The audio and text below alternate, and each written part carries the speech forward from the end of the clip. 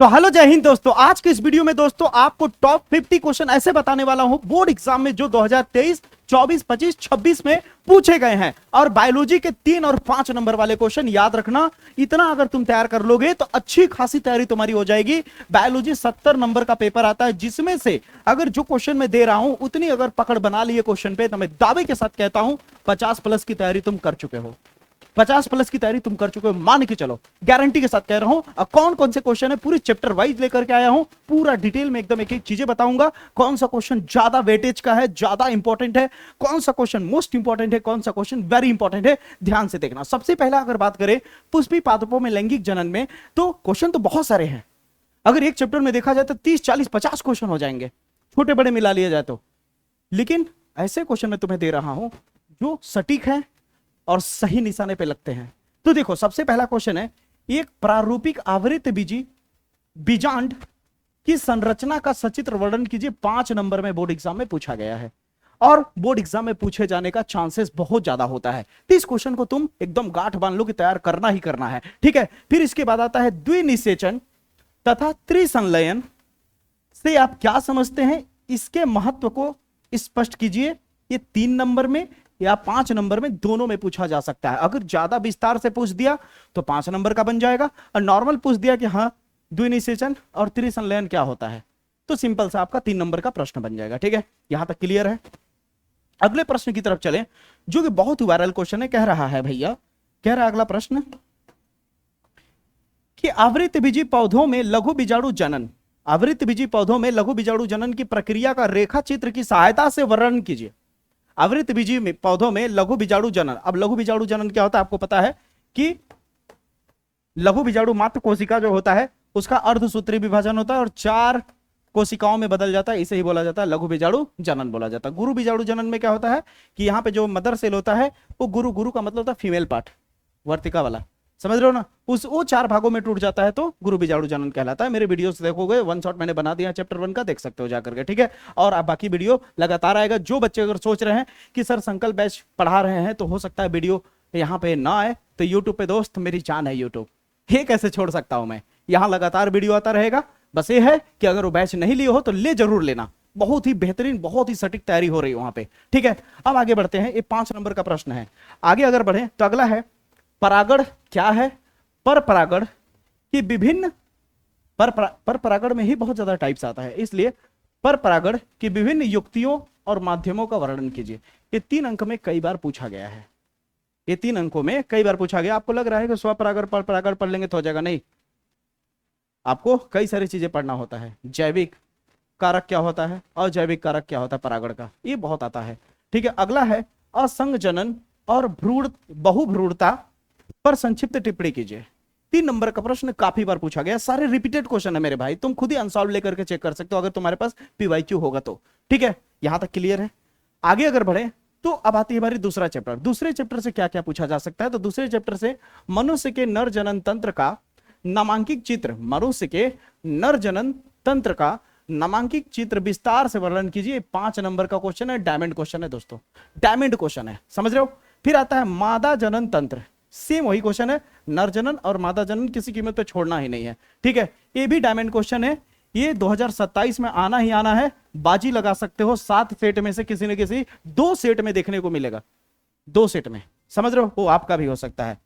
शुक्र जनन और अंड जनन की प्रक्रिया का रेखा चित्र बनाइए, या रेखा चित्र द्वारा इसको समझाइए और इन दोनों में अंतर स्पष्ट कीजिए। ये भी 5 नंबर का क्वेश्चन है, इसे डबल डायमंड कर दूं तो भी कम है, इतना वायरल क्वेश्चन है, समझ आई मेरी बात है, बहुत ज्यादा वायरल क्वेश्चन है। तो ये तीनों क्लियर हुआ यहां तक। आगे अगर बढ़े तो अगला क्वेश्चन है आवर्त चक्र, मासिक चक्र, आवर्त चक्र जिसे मेंसुरेशन साइकिल बोलते हैं, ठीक है ना, जैसे होता है ना 28 दिन पे महिलाओं को जो पीरियड आता है उसके ऊपर, ठीक है। मेंसुरेशन साइकिल क्या होता है, इस चक्र को नियमित करने वाले विभिन्न हार्मोनों के नाम और उनके कार्य लिखिए। 3 नंबर में आता है और कभी कभी अगर इसको विस्तार से पूछ दिया तो 5 नंबर में भी पूछा जा सकता है, समझ आई मेरी बात है। देख रहे हो क्वेश्चन का लेवल, बताया ना, बहुत खतरनाक क्वेश्चन लाता हूं मैं, फालतू के क्वेश्चन मेरे पे नहीं मिलते। इसीलिए मैं हमेशा कहता हूं पिछले सीजन के बच्चे क्यों दहाड़ के आए, क्यों फोड़ के आए, क्योंकि मैं सीना ठोक के कहता हूं कि जो मैं दूंगा उसमें से मैक्सिमम क्वेश्चन लड़ेगा, क्योंकि मेरा प्रिडिक्शन गलत नहीं होता मेरे भाई।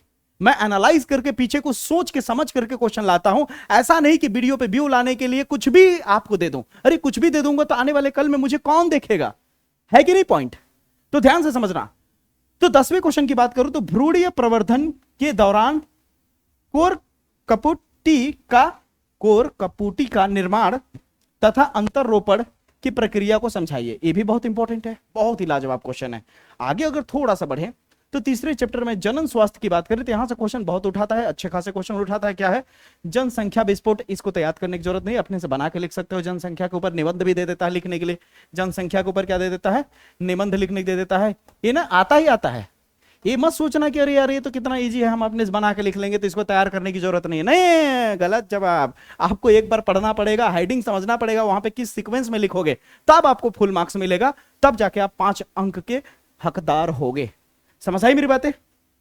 आती है बारी, ध्यान से समझना। फिर आता है पात्र निषेचन या फिर आईबीएफ तकनीक। क्या होता है आईबीएफ तकनीक, या इसे टेस्टिव बेबी प्रक्रिया भी कहा जाता है।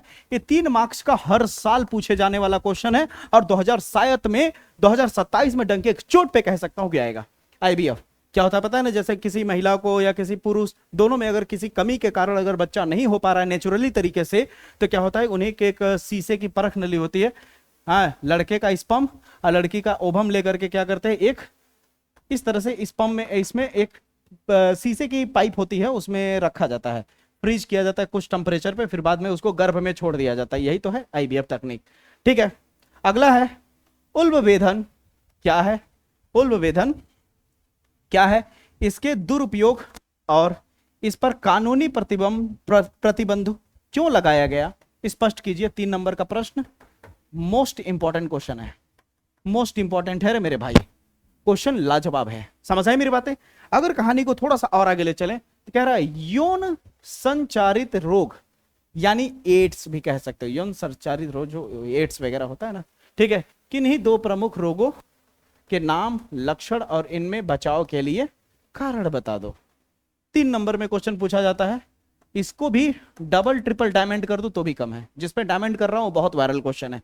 ठीक है, आगे बढ़े अगर तो चौथे चैप्टर में वंशागति तथा विविधता की बात करें तो मेंडल के प्रभाविता का नियम, इट्स वेरी इंपॉर्टेंट, तथा पृथक्करण का नियम। मेंडल के 2 नियम होते हैं, एक प्रभाविता का और एक पृथक्करण का नियम। दोनों मिलाकर के अगर पूछेगा तो 5 नंबर में पूछेगा, और एक एक पूछेगा तो 2 नंबर या तो 3 नंबर में पूछा जाएगा। ठीक है, मेंडल के स्वतंत्र अपव्यूहन के नियम, मेंडल के स्वतंत्र नियम का अपव्यूहन का नियम की व्याख्या कीजिए द्विसंकर क्रॉस के चेकर बोर्ड की सहायता से स्पष्ट कीजिए।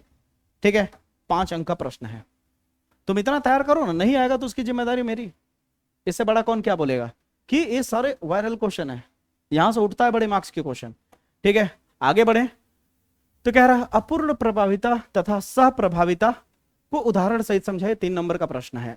ठीक है, डायमंड क्वेश्चन है। मनुष्यों में लिंग निर्धारण की प्रक्रिया का सचित्र वर्णन कीजिए। बहुत ही वायरल क्वेश्चन है, बहुत ही वायरल क्वेश्चन है दोस्त। ठीक है, डबल डायमंड कर लो इसे। ठीक है, ठीक है, फिर कह रहा है पक्षियों और मधुमक्खियों में लिंग निर्धारण की भी यहाँ पे अच्छा, ये कह रहा है, मतलब कि एक नोटिस दे दिया कि लिंग निर्धारण जो है पक्षियों और मधुमक्खियों में भी पूछा जा सकता है, तो इसको भी देख लेना। ठीक है, आगे बढ़े तो कह रहा है होमोफीलिया अथवा वर्णांधता की वंशागति को रेखाचित्र द्वारा समझाइए। ठीक है भैया, अच्छे लेवल का क्वेश्चन है, इसे भी आप देखेंगे, इसे भी आप नहीं छोड़ेंगे। ठीक है, कहानी को थोड़ा सा और आगे बढ़ाते हैं तो अगला क्वेश्चन आ जाता है डाउन सिंड्रोम। लो, इसे कितना मैं डायमंड कर दूं? कम है। अब तो तुम कर सकते हो ना, अब तो तुम्हें भरोसा होगा ना कि हाँ यार डाउन सिंड्रोम वाला बहुत इंपॉर्टेंट है। ठीक ना, डाउन सिंड्रोम, टर्नर सिंड्रोम के कारण और लक्षणों का उल्लेख कीजिए। बहुत वायरल क्वेश्चन है। ठीक है, आगे अगर कहानी को बढ़ाएं तो 5वें चैप्टर के वंशागति के आणविक आधार की अगर बात करूं तो वंशागति का आणविक आधार में वाटसन एवं क्रिक द्वारा प्रस्तुत डीएनए के द्विकुंडलिनी मॉडल की संरचना का नामांकित चित्र बनाइए और इसको समझाने के लिए बोल रहा हूं, वर्णन कीजिए। तो इसको किसी कीमत पर नहीं छोड़ना है, किसी न किसी सेट में 2027 में आएगा, ये मेरी भविष्यवाणी लिख लो। ठीक है, अगला है डीएनए एक आनुवांशिक पदार्थ है, इसे सिद्ध करने हेतु हर्से और चेज नाम का एक वैज्ञानिक था, उनके प्रयोगों का सचित्र वर्णन कीजिए। इसे भी तुम 2027 में देखना, किसी न किसी सेट में पक्का पूछा जाएगा, बहुत ही वायरल क्वेश्चन है। ठीक है। फिर आगे कहता है डीएनए प्राकृतियन द्विगुणन की अर्ध संरक्षी विधि की क्रिया विधि को समझाइए। ये भी 5 नंबर में आता है, ये भी डायमंड क्वेश्चन है, जितना डायमंड करो उतना कम है, बहुत ही वायरल क्वेश्चन है। समझ आई मेरी बातें? कहानी थोड़ी और आगे ले चलते हैं। अगला क्वेश्चन कह रहा है अनुलेखन। अनुलेखन किसे कहते हैं? ठीक है, प्रोकैरियोट्स में अनुलेखन की प्रक्रिया का सविस्तार वर्णन कीजिए। 5 नंबर का क्वेश्चन है, लगा लो बाजी, 2027 में किसी न किसी सेट में देखने को मिलेगा 100%, वो आपका भी सेट हो सकता है। ठीक है, आनुवांशिक कूट, इसे भी 2027 के लिए तुम रेडी रखो। आनुवांशिक कूट 2027 के लिए तुम रेडी रखो। इसकी मुख्य विशेषताओं या लक्षणों का वर्णन कीजिए। 100% आएगा दोस्त, 100%। ठीक है, फिर आता है डीएनए फिंगरप्रिंट क्या है, इसके सिद्धांत एवं उपयोग पर प्रकाश डालिए। लो भाई, इसे भी तुम डायमंड कर लो, यहां से भी क्वेश्चन बनने के चांसेस बहुत बहुत बहुत ज्यादा है। ठीक है, ठीक है, डीएनए फिंगरप्रिंट याद रखना 2027 में आने का चांसेस बहुत ज्यादा है। फिर आता है लैक ओपेरॉन मॉडल की संरचना और उसकी कार्य प्रणाली को रेखा चित्र द्वारा समझाइए। ये भी डायमंड क्वेश्चन है, अच्छे लेवल का क्वेश्चन है, देख सकते हो। ठीक है, आगे बढ़ते हैं विकास वाले चैप्टर में। तो विकास वाले चैप्टर में डार्विन के प्राकृतिक वर्णवाद की मुख्य मान्यताओं एवं कमियों का वर्णन कीजिए। डायमंड क्वेश्चन है, 2027 में आने लायक क्वेश्चन है दोस्त, समझ रहे हो। आगे बढ़े तो समजात और समरूप अंगों को उदाहरण यानी उदाहरण सहित स्पष्ट कीजिए और विकास के पक्ष में क्या प्रमाण देते हैं इसके बारे में समझाइए। तो अच्छे लेवल का क्वेश्चन है। ठीक है, समझात वाला छोड़ेंगे नहीं आप। फिर आता है मिलर का प्रयोग। ओ हो, किसी न किसी सेट में ये फिक्स है, हर साल ये आना ही आना है भाई, ये आना ही आना है। अरे डायमंड बन जा रहे भाई, ये आना ही आना है। बिल्कुल स्क्रीनशॉट लेते जाओ या तो नोट करते जाओ, एक जगह कलेक्ट कर लो क्वेश्चन को कि क्या क्या तुम्हें तैयार करना है। टॉपर बच्चे क्यों हमेशा टॉपर रहते हैं? क्यों? क्योंकि उन्हें पहल कलेक्शन पता होता है, हर चैप्टर में पढ़ते सब हैं, उनके सामने 50 क्वेश्चन होता है, तुम देख के होपलेस हो जाते हो, हाय हो दादा अब कौन सा क्वेश्चन वहां तैयार करें। लेकिन वो लोग सोच लेते हैं हाँ ठीक है भाई बेटा तुम साइड हटो, पहले मैं इन सारे को तैयार करके साइड रखता हूं, बाद में तुम्हें देख लेंगे। ये होता है टॉपर बच्चों की सोच। ठीक है, पहले डायमंड वाली चीजों को तैयार करके साइड कर लेते हैं। चैप्टर वो सब पढ़ते हैं, अच्छे से पढ़ते हैं, लेकिन डायमंड वाले क्वेश्चन वो पहले ही से तैयार करते हैं और रिस्क नहीं लेते। इसे कहते हैं सिक्योर कर लेना अपने आप को। ठीक है, ये होता है स्मार्ट प्लानिंग। ठीक है, हार्ड वर्क, इसे स्मार्ट प्लानिंग और स्मार्ट वर्क भी कह सकते हो। हार्ड वर्क में क्या होगा कि अब तुम 40 क्वेश्चन के पीछे भाग गए कि हम सब तैयार करेंगे। हाँ ठीक है भाई, अरे अरे अरे रुको जरा, कर लेना, लेकिन पहले डायमंड क्वेश्चन। ठीक है, आगे बढ़ते हैं। हार्डी वेनबर्ग सिद्धांत, ये भी 2027 के लिए रख लो बेटा, 100% मेरे भाई बहन पक्का पूछा जाएगा, 100% पूछा जाएगा। आगे अगर कहानी बढ़ाएं तो कह रहा मानव स्वास्थ्य तथा रोग वाला चैप्टर की अगर बात करूं तो कह रहा सहज और उपार्जित प्रतिरक्षा में अंतर स्पष्ट कीजिए और उपार्जित प्रतिरक्षा के विभिन्न कोशिकाओं बी और टी लिम्फोसाइट्स का कार्य बताइए। अच्छे लेवल का क्वेश्चन है, तैयार करना चाहो कर सकते हो। ठीक है, फिर आता है सक्रिय तथा निष्क्रिय प्रतिरक्षा। मैं कहां लिख दूं भाई कि आपको भरोसा हो जाए कि 2027 में ये पक्का पूछा जाएगा। ठीक है, ये पक्का पूछा जाएगा। अभी जो पेपर हुआ ना उसको भी हम लोग देख चुके हैं क्या क्या आया है। ठीक है, मेरे पास तो पूरा पेपर ही आ चुका है, इसीलिए कॉन्फिडेंस हूं मैं, क्योंकि मैं पूरा एनालाइज करके पूरा बना रहा हूं ना कि क्या क्या दिया, इस बार का क्या माइंडसेट हो सकता है उसका, पूरा सोच समझ के तब जाके हम लोग को डर नहीं लगता। इसलिए मेरे यहाँ पढ़ने वाला बच्चा भी नहीं डरता कि विजय सर बता दिए तो बस खत्म बात। ठीक है, ठीक है, तुम हिंदी मीडियम के लिए मान के चलो कि क्या कहते हैं हम एग्जाम हैकर ही हैं, समझ रहे हो ना, जो बोल दिए वो आएगा, भरोसा रखो। पिछले सीजन के बच्चों से पूछ सकते हो, अरे कमेंट जाके देख सकते हो मेरे भाई, समझ रहे हो। और मेरे ऊपर यकीन है, भरोसा एतबार है तो एक बार संकल्प बैच भी लेके देखो। बहुत नॉर्मल से 1 महीने के जो तुम क्या कहते हैं पॉकेट मनी देते हो ना, कॉस्ट क्या बोलते हैं रिचार्ज उचार्ज कराने के लिए, हर महीना रिचार्ज करा लेते हो उतने पैसे का, बस उतना पैसा नॉर्मल सा कॉस्ट पे करके पूरी बैच ले सकते हो और धुआंधार तैयारी करा सकते हो। और याद रखना उस बैच का नाम ही है संकल्प, और संकल्प लिया है 90+ दिलाने का। जो उस लायक मेहनत कर दिया जैसे करा रहा हूं तो 90+ आराम से हंसते गाते जाएगा बंदा। वो सीक्रेट पता है मुझे, बस आपको जुड़ना है। ठीक है, यहां तक क्लियर है। अगला है मलेरिया परजीवी के जीवन चक्र का स्वच्छ एवं नामांकित रेखा चित्र बनाइए। ठीक है, क्लियर है, बहुत सिंपल है। तो इसको भी डायमंड करता हूं, 2027 में आने का चांसेस बढ़िया अच्छा खासा है। आगे बढ़े तो एड्स रोग के जनक यानी HIV, क्या बोलते हैं, संचरण के तरीके, लक्षण, जांच और इससे बचाव के उपयोग का विस्तृत वर्णन कीजिए। 5 नंबर का प्रश्न है, अच्छे लेवल का प्रश्न है, एड्स वाला। ठीक है, याद रखना, एड्स हो गया, क्या है तो कैंसर बोल ही रहा था, कैंसर मिल ही गया। ठीक ना, कैंसर रोग के कारण, प्रकार, लक्षण और उनके उपचार, ये 2027 में देख ले भाई, मेरे बहन मेरी भैया, पक्का पूछा जाएगा दोस्त, 100% मेरे भाई, पक्का। आप यकीन मानो मेरा कि ये सब बड़ा इजी भी है तैयार करना, अपने आप को सिक्योर कर लोगे तैयार करके। ठीक है ना, आगे बढ़े तो आगे आता है मानव कल्याण एवं सूक्ष्म जीव। तो कह रहा है वाहित मल उपचार में सूक्ष्म जीवों की भूमिका का सविस्तार वर्णन कीजिए। बहुत ही अच्छे लेवल का क्वेश्चन है, बहुत ही वायरल क्वेश्चन है। ठीक है, तो इसे बिल्कुल तैयार करना है, थोड़ा भी स्किप नहीं करना है। ठीक है, बायोगैस कितना टाइम एंड कर दूं, 30-40 तो कर दूं, 2027 में आने का चांसेस भरपूर है। कौन? बायोगैस। समझ रहे हो, बायोगैस संयंत्र की संरचना का नामांकित चित्र बनाइए एवं इसमें सूक्ष्म जीवों की भूमिका का स्पष्ट कीजिए। सूक्ष्म जीव, बायोगैस जानते हो ना, गोबर गैस वाला, उसी की बात हो रही है। ठीक है ना, ये सब बताया गया है, मैं पिछले सीजन में भी बताया हूँ, इस सीजन में भी बताऊंगा, चिंता मत करो, बस पहले तुम क्वेश्चन कलेक्ट करते जाओ। ठीक है ना, यहाँ तक क्लियर हुआ? ठीक है, बायोगैस हो गया, मिलर प्रयोग हो गया, ये सब बहुत ज्यादा इंपॉर्टेंट है। ठीक ना, जैव उर्वरक, ये तो कई बार जब मैं अनसॉल्व 2026 का लाया था ना, जब सिखा रहा था बच्चों को, यहाँ पे दिख भी रहा होगा इस तरह का अनसॉल्व दिख रहा है। कौन सा सब्जेक्ट का है? रसायन विज्ञान का है, लिख रहा है 2026 का। ठीक ना, 2026। तो इसमें मैं जब बायोलॉजी का देख रहा था तो मैंने बहुत ज़्यादा बार मैंने देखा था जैव उर्वरक बहुत ज़्यादा दे रहा था।